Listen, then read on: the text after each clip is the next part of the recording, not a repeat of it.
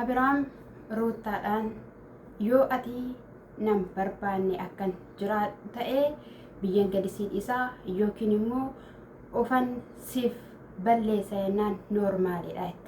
Ashamaa akkam jirtu hordoftoonni kiyya marti keessan sinin jechaa jechuudha. Hegaayii ana akka kiyyaatti deebii diraamaa kana keessaa osoo bahee baay'ee bareedaadha.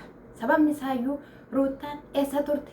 Gaafa inni yeroo 99 ishii kadhatu eessa turte? Warri gaafa sana ati gootettiidha inni siif hin ta'u abbaa manaa siif hin ta'u baruu dubartii biraas irratti fidaadhanii harka walitti rukuchaafi turan eessa turan? Har'a isaan dhabnaan dhufte har'a yuuruutaan waa yaaddee dhufte. Kaleessa afi gaafa inni kadhatu gaafa inni ifatamu gaafa inni daddarbatamu ruutaan okkoo of qabdee teessee beektu gaafa roobeel fa'i bira turte garaatti baattee baate eermii nama jedhamu fiddee dhumne ishiin tikittilii safaana dhaqan jenne ishiin ilaalcha garaatti baachuu ishiitiyyuu safaana kan dhatte hin beennu nuti amma yeroo darbees immoo araaramuun barbaada jetteeni deef tole jedhee haala sanadhaan osoo hojjechaa jiru buziyyee sobdee deefiin iyyuu sobdee as garagaltee jechuudha irratti hojii hojjattee gadi dhiistee jechuudha. Obboloonni Abiraam kun jechuudha akka inni jiraatu barbaadan immoo maalidha? Mucaan koo cinqatii keessa jira. Yoo dhiistoo bakka yoo dhiistoo gaafa inni si barbaadu hin fedhu jettee gaafa jaarsi biyyaa si gaafatu lakki hin fedhu of danda'een jiraadha rakkoo tokkollee hin qabu jettee ganaa bocha. Asimmoo jechuudha warri ajooftu tuullee jettu maal fidda? Dhuftee shaaworii na galchitee beektaa? Dhuftee na dhixxee beektaa? Moo baasifni tokko naa bittee beekta? Gadhee duroof sirreessu ruutaa yoo ta'e jechuudha edda buukishii guuttattee booddeedha kan abbaa manaa kun handeeffadha jette.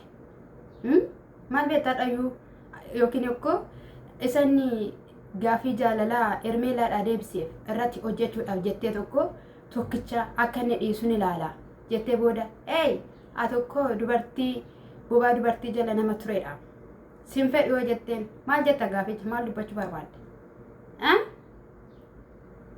Hanga namaa osoo hin beekin jechuudha nama hin tilmaamin eenyummaa kee dura ofii keetii hojii hojjedhu suuraa namaa irra keeyyattee jechuudha ati komentii duwwaadhaan nama jala kaatta jechuudha sitti maal ishiin garuu hojii hojjechaa jirti.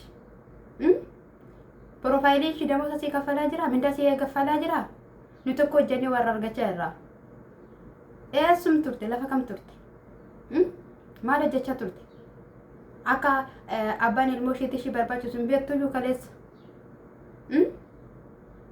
gaafa jettee ija babaastee akka tokko godhattee kaballaan dhooftee horma fiddee nama saagadii gadhee fiddee manatti galchitee mana isaatti ol galchitee lafatti jaalala dabarsitee darbachiiftee gadi baastu.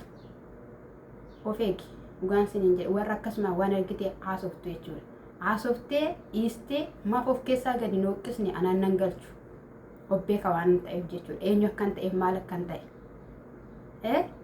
Siimaa wangeelaa harkaa qabda yoo ta'eera ta'e. Waan barbaadde yoo harkaa qabaadha amantii barbaadde keessa yoo jiraadhu. Amantiin kee waa'ee gaa'elaa si gorsa. Osoo waa'ee gaa'elaa hin beekin maal hojii gaa'elatti galta? Ishiin okkoo isaan okkoo jechuudha. Namoonni akkanaa jechuudha. Jalqaba wal quufu beektaa? Jalqaba akka barbaadan ta'anii xuraawanii erga jedhanii booddee jechuudha. Dhufanii gaa'elaadhaan itti galu. Waan hundumayyuu dura fidhatan. Kazaa booddee gaafa dhufanii gaa'elatti galan maal ta'u sitti fakkaata? Wal tuffatu, wal xiqqeessu. Iddoo waliif hin laatan, lafa waliif hin laatan. Maaliif jenna walawwanii miti kan walitti dhufan. Lafatti walawwuun isaanii malutti kaleessa akka barbaadan wal godhan, akka barbaadan ta'an. Kanaafi kabaja walii dhabu. Warri garuu of qabanii gaa'elli maal akka ta'e, qulqullinni gaa'elaa maal akka ta'e, wangeelli yookiin immoo macaafni tamanii abbaan sun jiru maal akka jiru kan baree gaa'ela isaatiif har'ayyuu jechuudha. Seenaa dalaga har'ayyuu dhalootaaf barnoota laachaa jira. Ajab yaa gaa'elicha jira. Gadheen immoo ishiin immoo waa'ee wangeelaa waa'ee amantii haati manaa maali? Abbaa manaadhaaf abbaa manaa maali? Haadha manaaf isa jedhu kan hin beekne immoo akkatti jechuudha. hin boochi lakkiin jenne nuti ganaa boochi maal fiddaree ganuma boochi roottaan ganuma boochin siin jedhame sittanaa saani ana kon tala Oromooti Oromoonni akka salphaatti gadi hin jedhu atabaarteedhaaf jechuudha galii osoo obbeetti ta'ee jechuudha anaan turte kan deeggartu anaan turte jabaadhu kan jettu anaan turte hojjettu mana madaamii turte kan jajjabeessuu qabdu ishiini har'a jechuudha daqiiqaa 25dhaan yeroo ishiini 500 lakkooftuudha ati garuu asii eetta arriba dhabdee isayyuu dhuftee nama arrabsita jechuudha jirummoo qaaliin jirummoo kan nama jabeessan har'ayyuu ta'eera taanaan dhibba sittan hima ruuttaan kan kana fiddeef ermeelaa kuffisuuf ermeelaa laphee ishii cabsuuf jaalala Abiraam miti achi maatiin shi maal jechaanii jiru jaarsummaa naa dhufu dasitaa naa wanni haa ta'u ruuttaan immoo dasitaan dhiira ishiin barbaaddu miti raataa ishii kan dubbatan jedhachi qalxafe kan hin jennedha eessumni immoo jechuudha argitee eessumni mee maal jettee eessumni jechuudha eessumni kanneen ani jaaladhe tokko faana haasoftee achi booda waraqaa ergatu jetti akkas jedhama aadaa keenya keessa jira aadaa keessan keessa jira mee wanta akkanaa salphina kun urdatii dubartii isayyuu osoo illee qarreellee taate deesse ganaa dubartii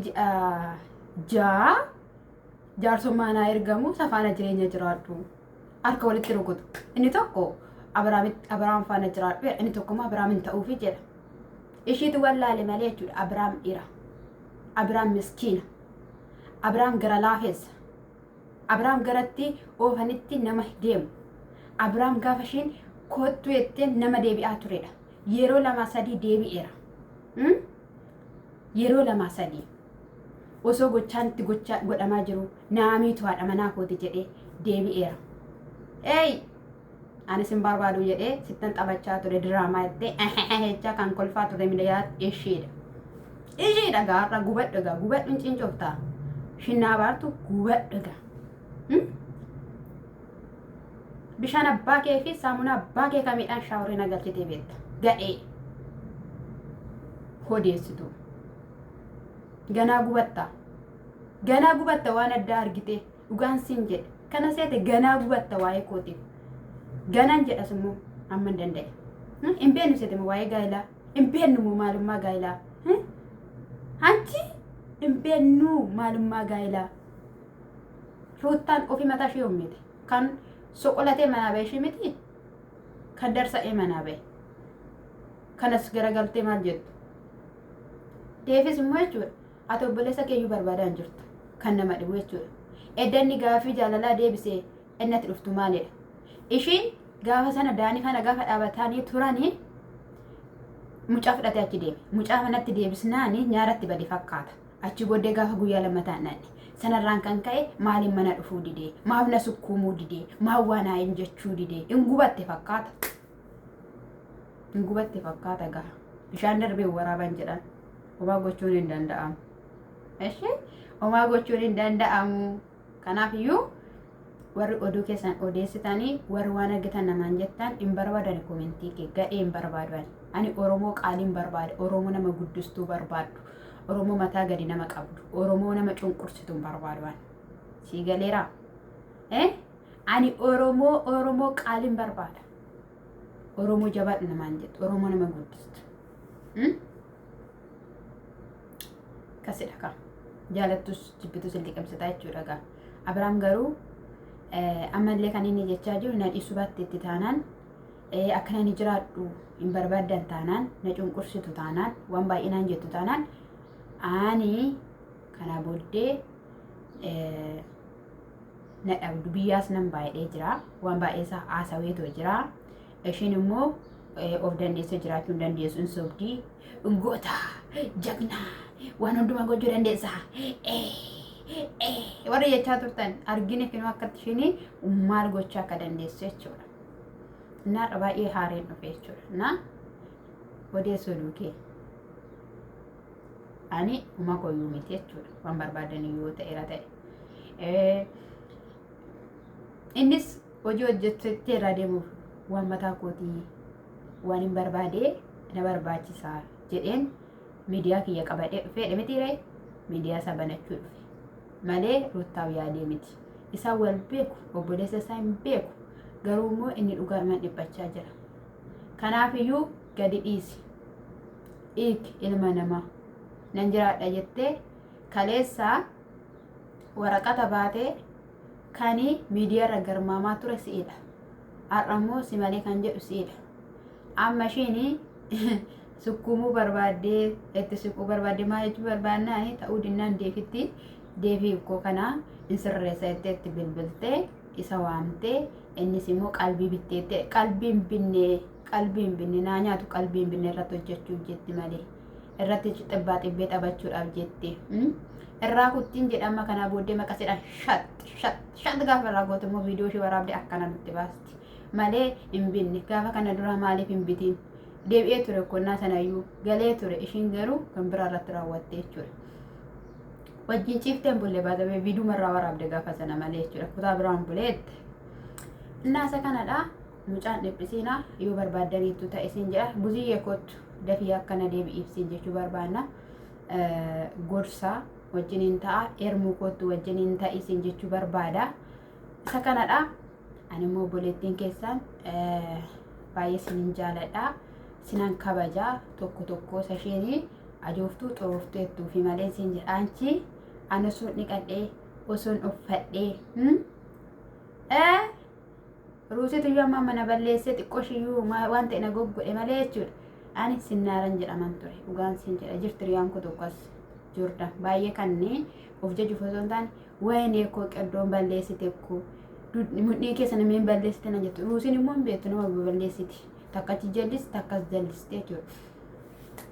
Isa kana sin jedha baay'ee si jaaladha baay'ee sin toleesseera har'arraan dubbadhe osoo hin taane garuu jechuudha koomentii namni ittiin namsuun gadi yettee gadi baaste sanaan deebisuu dhufe siniin jechuu jaaladhaani ani la gadiin jedhu ol baaseen koomentii keessan asii ol baaseen wantumti dhufuyyuu hin jiru dhugaan siin jedha akkan guddadhu akka yuutuubiin koo guddatu akka boruyyuu namaaf ta'u amaneetti gale of duuban deemu innaa qaliiwwan koo lammiiwwan kiyyaa warra na jaalattan baay'een isinin jaaladha sinan kabajaa wal jajjabeessaa wal guddisaa sinin jechuun jaaladha isa kana eebbifa mashaallah.